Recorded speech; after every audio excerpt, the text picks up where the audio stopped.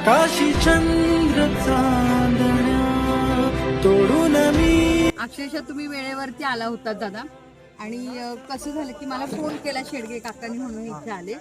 तर तुमचा पण मी व्हिडिओ पाहिलाय या आजी आजोबांसंदर्भात. पण तेव्हा पण आजी म्हणजे बॅड कंडिशन मध्येच होत्या, कारण 2च महिने झाले तिथे ते आलेले तिकडे राहायला.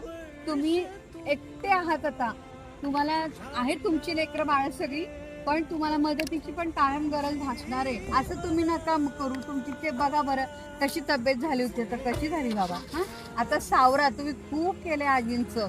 हा परमेश्वराला आता. आणि आम्ही तुम्हाला प्रॉमिस केलं होतं की तुम्हाला आम्ही शेड बांधूनच देणार.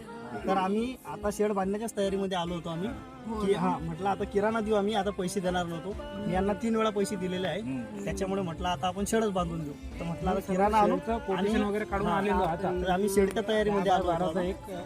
पण इथे आल्यानंतर खरंच तुमच्या म्हणजे हा तरुण वर्ग इथे आलाय, खरंच खूप कौतुक वाटलं मला तुमचं. अशी तरुणाई समोर म्हणजे यायला पाहिजे मदतीसाठी. आणि मिलिंद भोसले सरांना सुद्धा खूप मी मनापासून धन्यवाद देते.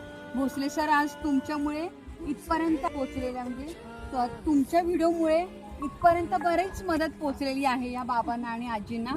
इव्हन आश्रमामध्ये होते तेव्हा सुद्धा बाबा आजींना आजी सोडत नव्हते. त्या जेव्हा दवाखान्यात होते 4-5 दिवस, तेव्हा सुद्धा बाबांची आजींची आज ही सुद्धा मुलं आली होती. आज ते बिचारे वेळेवरती आली होती, ते धान्य घेऊन आली होती. आणि तेवढ्या वेळात आजींचं तसं झालं. बाबा जे त्यांच्या घरामध्ये व्हायला पाहिजे ते घरातच घडले. आता त्यांची इच्छा तशीच होती, बाबांची पण तशीच होती ना बाबा.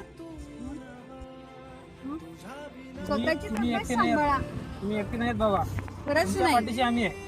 तुम्हाला काय सांगितलं, तुम्हाला शेड बांधून द्यायची जबाबदारी आमची. बघा. हा तुम्हाला माहिती आहे ना, आम्ही प्रत्येक रविवारला तुम्हाला भेटायला येतो.